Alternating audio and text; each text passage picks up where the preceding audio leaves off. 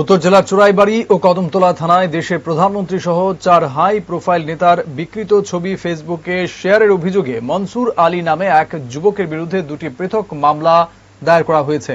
বিশ্ব হিন্দু পরিষদ ও বিজেপির উত্তর জেলা কমিটির পক্ষ থেকে মামলা করা হয়। অভিযুক্ত মনসুর কদমতলা অগ্নি নির্বাপক দপ্তরের কর্মচারী। সামাজিক মাধ্যমে বিতর্কিত ছবি পোস্টের কথা স্বীকার করেছে। পুলিশ তাকে গ্রেপ্তার করে আইনি ব্যবস্থা গ্রহণের কথা জানিয়েছে। বিশ্ব হিন্দু পরিষদ ও বিজেপি নেতৃত্ব তার কঠোর শাস্তির দাবি জানিয়েছে। চোরাইবাড়ি এলাকার ফুলবাড়ি সম্ভবত ফায়ার স্টেশনে কর্মরত মনসুর আলী আপত্তিজনক ভারতবর্ষের যশস্বী প্রধানমন্ত্রী নরেন্দ্র মোদীজি, আমাদের স্বরাষ্ট্রমন্ত্রী অমিত ভাই শাহজি এবং উত্তরপ্রদেশের মুখ্যমন্ত্রী যোগী আদিত্যনাথজি, আসামের মুখ্যমন্ত্রী ডক্টর হেমন্ত বিশ্ব শর্মাকে নিয়ে যে আপত্তিকর মন্তব্য এবং ছবি আকারে সেটা তার ফেসবুক হ্যান্ডেল থেকে প্রকাশ করেছে সামাজিক মাধ্যমে। অনেকেই দেখেছেন।